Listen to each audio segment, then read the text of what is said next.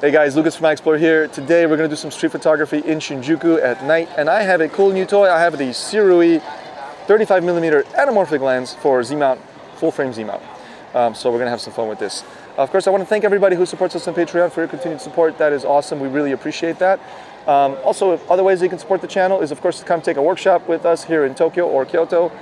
We also have a map of Tokyo photo spots that's available. That's really cool. So if you're traveling and you want to kind of see where to go, check that out. And if you'd like to, help me out specifically, I still have my book, Tokyo One Scene. It's still available in stores, and also I sell prints. So check out my website. Maybe you'd like a print of one of my photos. All right, let's get on to the video. iExplore. So yeah, here it is, the Sirui 35 anamorphic for full frame. So it's what is an anamorphic lens? So an anamorphic lens is a lens, maybe you can tell if you I don't know if it shows on the camera here, but we'll get a close-up later, but it squishes the frame this way. So basically it takes stuff, like it's a 35, but it actually has a field of view, I want to say something like a 24, and it takes all that and squishes it in so that, you get more stuff horizontally, but the vertical is the same as the 35. And I'm sure I'm showing an example on the screen right now of an image that is squished like this, and then you unsquish it later in post. You can either stretch it back out or you can squish it vertically to get the aspect ratio correct. It becomes a 2.4 to 1 aspect ratio, which is a 1.6 times squish, apparently, according to this 1.6 that's written here on the side of the lens. It is a lens for cinematography primarily. That's why it has these gears, and both the focus ring and the aperture ring are fully manual. So, there's no aperture coupling to the camera. So if I want to change the aperture using like the dials on the camera here, I can't do that. I have to use this ring. And then, like I said, they have the gears because for cinematographers, they like to have, like extra gearing and stuff like that. So yeah, and then also what's annoying is the markings, like where the, like the focus point is. So, if I want to focus, if I say I want to be at f4 and focus down to, 5.5 meters, it's there on the side. It's also on the other side, but it's not on the top. So if you're a photographer and you're looking down at your camera, you're looking at it like this, you don't get to see it. You have to look at things from the side, which is annoying because these days I like to shoot with my screen folded out like that, or deployed or whatever, sticking out like that, and then I look down and then I don't have it. So I have to kind of do this. But that's okay. I'm not really complaining. I get that this is a cinema lens. It's meant for professionals, and I'm using it for photography. That I'm actually the weird one. This is the wrong way to use this lens. So I'm putting up with these little pet peeves, but just pointing them out. But yeah, that's pretty much it about the lens. I mean, that's how it works. It has the two rings. It's an anamorphic lens. What else can I say? Oh, the build quality is amazing. It's very heavy, which is maybe not a good thing for street photography, but it is heavy and metal and like well made, very obviously well made. So yeah, but let's shoot some stuff with it, and then I'm going to talk more about. I almost took that lady out. I'm going to talk more about the actual shooting experience and the image quality, which is I think what you guys care more about than all these little intricacies of the dials and whatnot. So let's shoot this scene. This is a good example of where I feel this lens shines for me, because this is like a wide scene, but it's not a wide scene vertically. Like I don't really want to see what's up there. I just want to see both streets. So I can easily get that. I'm going to go here to, I'm going to keep it on f4, put it on infinity because it's far away, and do a slow shutter, like a 50th. All right, and there we go. And I can easily get both of these streets in the frame with a 35mm lens. So I'm getting like a 35mm DOF. It gives the impression of a 35mm lens that's simultaneously wide, which is an interesting concept. Let's go a little farther. I'm just going to get one more just kind of from this direction so I can see better down this street. And so you may be thinking to yourself, well, Lucas, but you could just shoot this on a 24mm lens, because like I said, it's about that field of view when you stretch it out horizontally. You can shoot on a 24mm lens and then just crop the top and the bottom, and you have the same aspect ratio. And you are totally right if you thought that, because you totally can. But there's a difference, right? And the difference is that, like I said, there's a different depth of field. You also have an anamorphic flare, which maybe I'll show you guys that later if I can. Well, I'm gonna do something else here. I realize I get a cool reflection on this thing, so I'm gonna go to f2.9 here, and that looks pretty sick. Okay, cool. We'll keep going. So basically, yeah, like you can in theory shoot with a wide lens, wider than 35, and just crop off the top and the bottom, and you get a 2.4 by 1 aspect ratio image, and it will look you know, more or less the same. I mean, I haven't done side-by-side comparisons, but it'll look very similar in terms of the framing. But like I said, you have a different effect with the DOF of a longer lens, this being a 35 versus, let's say, a 24. Okay, you could use a bigger aperture 24 because this is a 2.8, whereas if I use like a 24 1.8, maybe that roughly comes out to the same thing. So of course you can do that, but you know, here you have it in camera. Now you may be wondering, well, why does this even exist if you can't do that? Well, you know, my understanding is these lenses were made back in the day in like the 60s and 70s, or maybe even earlier, for film, for shooting cinema, actual movies on film, where cropping is not an option. And you wanted to squish everything into this 35 millimeter frame. And then later when you would project the film onto the screen, you would have the same lens, well, not the same lens, but like a lens that does the same thing, but in reverse, and you would stretch it back out to be this wide landscape shot. I haven't done specific research on which movies use these lenses, but maybe I'll put some on the screen right now in a note, maybe not. I don't know, we'll see how lazy I feel later. But the point is a lot of famous movies use this. I think like, you know, James Cameron uses this in his movies, that kind of stuff. One telltale sign if someone's using an anamorphic lens is that, like I alluded to earlier, if there's a bright light somewhere in the frame, it will create a lens flare, and that lens flare will typically be like a horizontal blue line across the frame. And if you see that in a movie or something, that's shot on an anamorphic lens. Or it was added in post digitally. I mean, these days you can fake everything, right? But, you know, if it's shot on film back in the day, if it's a movie from the 70s or 80s or something, for sure it was shot on an anamorphic lens. So, yeah, that's pretty much it. Now, for me, as a photographer and a street photographer, what is interesting about this lens? Well, what I like about it is that, and going back to this idea, well, why don't I just shoot wide and crop? The thing is, if I shoot wide and crop, then I could always not crop, right? And that kind of gives me the freedom to, you know, in that case, in the case that of using a wide lens and not cropping, it gives me the choice later. And that's fine, but I like having no choice. It's nice to be forced to shoot a certain way by the constraints of the equipment. That way, it forces you to be creative in a particular avenue that maybe you wouldn't have thought of, or you would have, you know, opted out of. Because it's like, okay, if I have a normal 24mm lens, I could just shoot things wide. I don't need to worry about this framing. But this way, I'm forced to think with this kind of lens. And to me, that's really cool. I like gear that forces me to shoot a certain way. It is also, like I said, a manual lens, and it is, you know, 35. So it's actually very conducive to zone focusing. Now, it doesn't have the zone markings like a normal manual lens, say like a, you know, like a Voigtlander or Leica or something like that, or old Nikon stuff.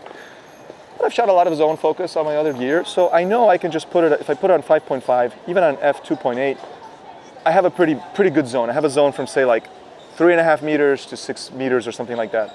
Or if I put it here between the 3 and the 5.5, that's about 4 meters, maybe from like 3.5 meters to 4.5 meters or something like that, right? And I've gotten good at judging that distance. For example, this person coming through right here. And did I get him perfectly sharp? It was passable. It was actually blurry because the shutter speed was slow, but that's a different issue.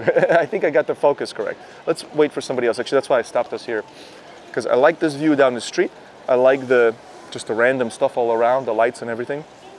And we just want somebody cool coming out of here, and they will be sort of the main character in this cinematic scene that I'm trying to create. Now, if we showed a close-up of the camera by now, you might have noticed that it doesn't say f2.8, it says t2.9. So some of you, I'm sure, already know what that is, but in cinema lenses, what they do is they measure the actual amount of light coming through the glass into the sensor, and they will write that on the side here. So this, I believe, because it doesn't say, but I'm pretty sure this is an f2.8 lens, but that 2.8 just means the ratio of the aperture to the focal length, right? But actually it transmits a little bit less light because just naturally glass is not absolutely perfectly clear. So the light is reduced a little bit. And so it comes out to an equivalent of as though it was a 2.9 lens. So you know, and that's just normal, all these lenses. So if you look at cinema lenses, it'll always be like T2.9 or T1.9 or T1.6 or something or whatever. These are a little bit odd numbers because they are accounting for the transmission loss of light through the glass. And nobody cool is coming through here. It's just people going this way. I want someone to come out. Let's just wait a few more seconds. Oh, here, maybe this guy's kind of cool with his headphones. I'll get him from the side. And of course, other people go through, and then he turned. But now he's over there. Let's go longer. I'm gonna go to almost infinity. Now this other guy covered him up. Okay. Now, having said all that, before we move on, I am also gonna shoot a little video clip here. because, you know, having a cinema lens inspires me to shoot some cinematographic kind of, you know, cinematic sort of scenes. So I'm messing around these days with little video clips like this. So I'm going to shoot one here.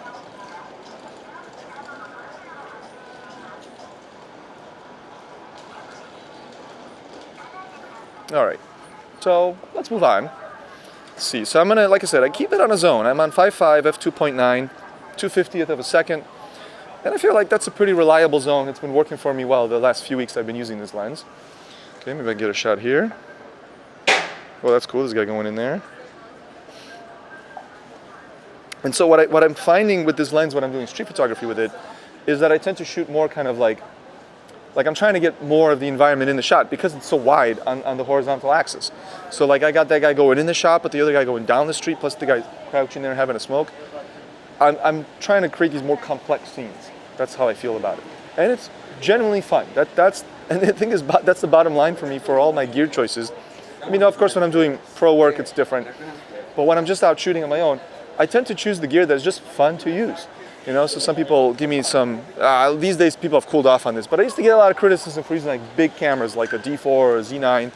They're like, how can I use that for street photography?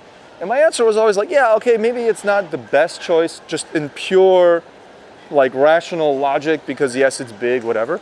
But the thing is, it's fun.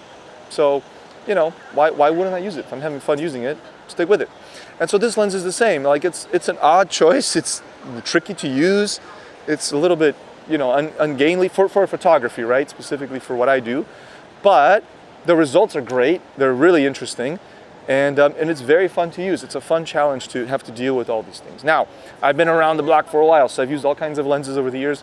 So for me, it's not very daunting to use a manual focus, manual aperture lens without zone focus markings and then zone focus anyway, right? Or deal with actually racking the focus, and I'm using focus peaking on the screen to help me with that if I need to, right? For me, this is all just part of the fun, but I can see that for some people, this might be, you know, tricky or kind of stressful or difficult to use, right? But, you know, if it kind of lens like this interests you, I'd recommend trying it. All right, so over here, I'd like to shoot something. I love the colorful environment, the car here. Let me get a shot. It's not that good. Oh, okay, great, the car's leaving. That's what I was hoping for. I like this place over here with all this colorful stuff. Yeah, I went back a little bit because I want this more kind of door area over here. Nice. Cool. That's a little bit much in terms of it's just kind of a messy scene with a lot of people, but whatever, I like it. So in terms of actual, you know, quality, I haven't even gotten to that. It is a sharp lens. Is it the absolute sharpest lens ever? Sure, my 24 to 70 f2.8, you know, Z mount Nikon lens is sharper than this, but that's not the point. I'm not using a lens like this for ultimate perfect sharpness. But having said that, it is a sharp lens, even wide open. If you can nail the focus, it is very sharp. Even after you unstretch and whatever. On that topic though, hold on a second, maybe I get this guy in the car. There's a kind of silhouette there. That's sort of interesting. Okay, we'll see how that looks stretched out later. That might have been slightly out of focus because I didn't have time to even think about focus there. So the lens does have pretty significant pincushion distortion, which means it distorts like this, right? You get this effect rather than barrel distortion, which is the other way. From what I found is like, yes, you could just leave the distortion, and I understand that it's kind of a normal thing for anamorphic lenses to have this kind of distortion. But then when you stretch the photo or whatever, when you fix the aspect ratio, it actually kind of enhances the distortion, the pincushion distortion, right? It fixes the aspect ratio thing, the squish, but it adds this distortion or enhances it. So what I find is I have a solution. I don't know if it'll be on the screen right now. Maybe we'll put it at the end of the video. We'll see. But I will show my solution in Photoshop on how to correct the distortion, and then in the same time, in a very quick, easy way, unsquish it so you get a nice normal image. There is a quick and easy way to do that if you know what you're doing. And after you do that, the images are perfect. There's no distortion. I mean, maybe a little bit of barrel or pincushion distortion left if you're shooting like a brick wall directly from the side, but who cares? Like, I'm never doing that. But in terms of normal shooting, there's no distortion left once you fix it. And then when you unsquish, it's a sharp photo.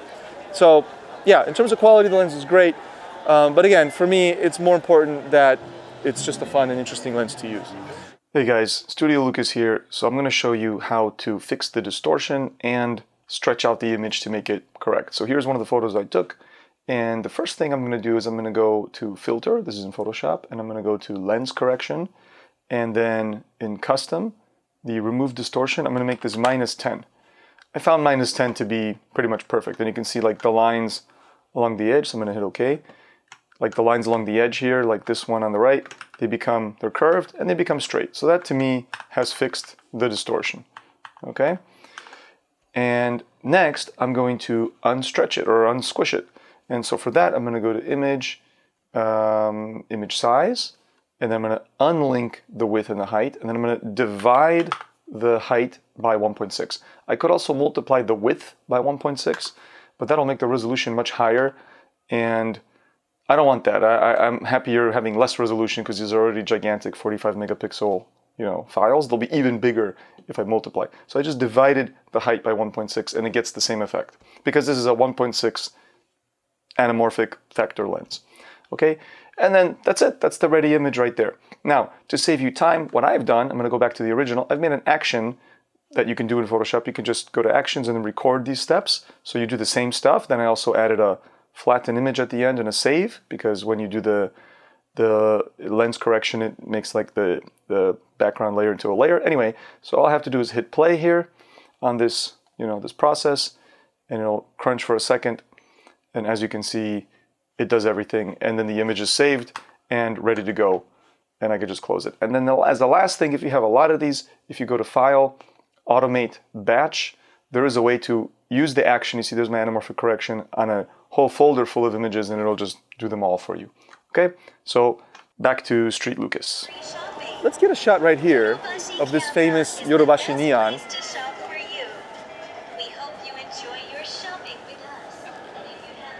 Very nice. And like actually this is a great place to demonstrate the distortion. So like if I shoot this scene, these vertical lines here on the left side of the frame, they are bent, they're curved, right? And that's the distortion I was talking about. But again, easily fixable, so it's really a non-issue.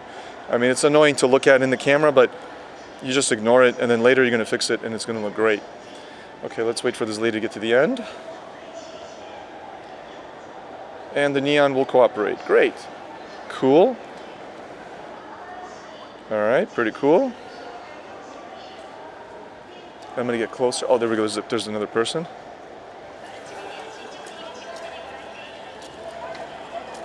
Now, those of you who watch this channel, religiously and have seen every video multiple times, and I'm sure there's dozens of you, you'll remember that a long time ago, we got these filters from a company called Freewell, right?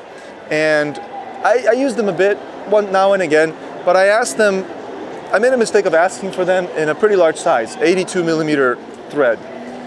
And most of my favorite lenses are smaller than that. I got them in the big thread because I thought, okay, that way I can use them on the biggest lens, and if I want to use on a smaller lens, I'll get the step down ring. Never got around to that. But conveniently, this is an 82 millimeter thread lens. So I'm gonna, actually I don't even need to do that. The ring is already attached, so I'm just gonna magnetically attach it there, and then take off the cover, which is also magnetic. And the filter I'm using here is a 1/4, I believe it is. Yeah, a 1/4 mist filter, glow mist filter. And I find at night with this lens, it looks great. Because actually the lens doesn't have much glow. It's, like I said, a very optically well put together lens, so there's no glow issues. But I like glow with a lens like this cinematic look, right? We want things a little bit glowy. And actually here's a great example of this, because we have these two ladies standing here, and then behind them is this screen, and there's this glow emanating out of it, right? Beautiful. So I wanted to show the lens, without the filter, at least for the beginning of this video, because this video is about this lens. But I do actually like it with the glow mist filter. So I've been leaving this filter on here all the time. Daytime, nighttime, doesn't matter. I like the glow. I feel the glow is conducive to that cinematic look, Not that all movies are glowy, and some aren't. Some are shot very sharp way. But for me it works, especially here in Tokyo.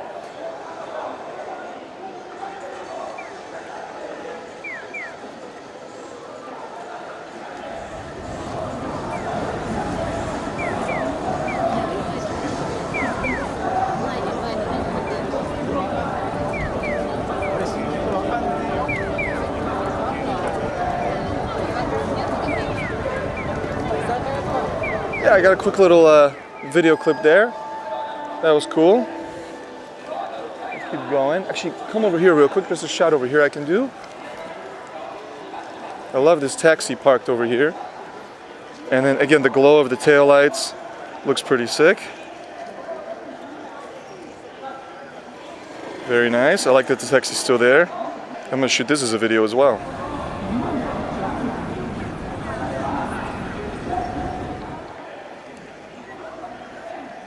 Cool. I'm gonna get even a little closer and shoot it as a photo like this. And so you see in this case, I'm actually just blowing it up on the screen like I'm zooming in. And just, you know, watching the focus peaking and focusing manually rather than trying to zone. Because it's such a tight zone. Like I find zone focusing and really, what do you call it? Like close. The close distance is basically is harder because the closer you focus, the shallower the depth of field. Let's go left over here.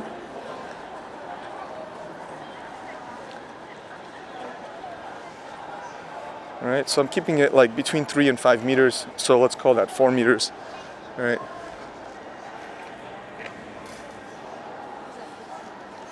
Cool, was that sharp?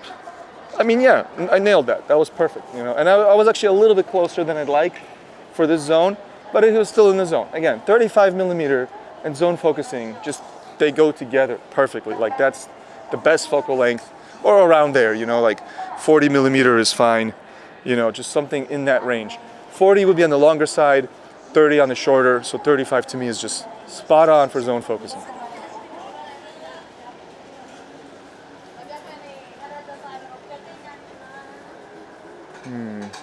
This would be a cool scene if the bar was more open.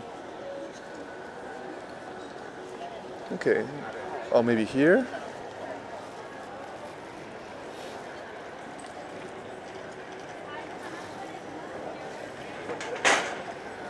Cool. That was a great scene.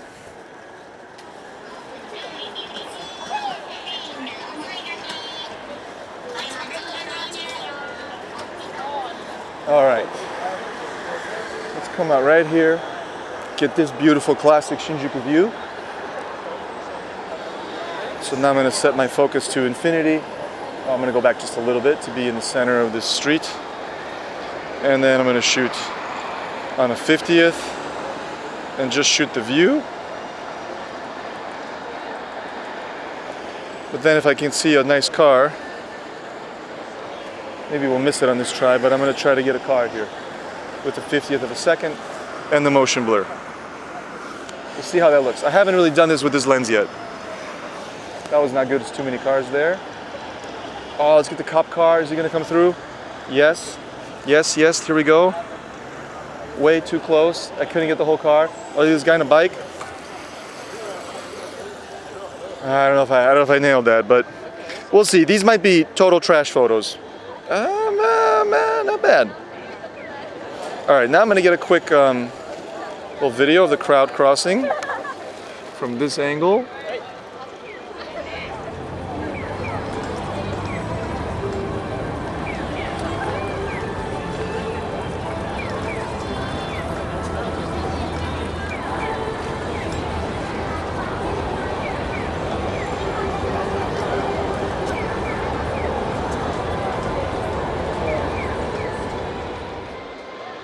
All right, cool. So let's cross ourselves real quick.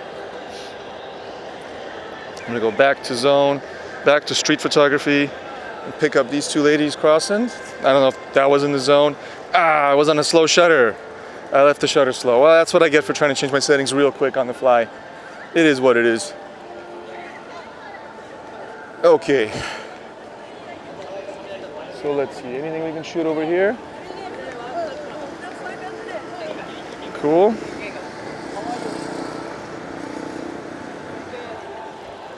All right, guys, so there you have it. That's a Sirui 35mm anamorphic for full frame Z mount.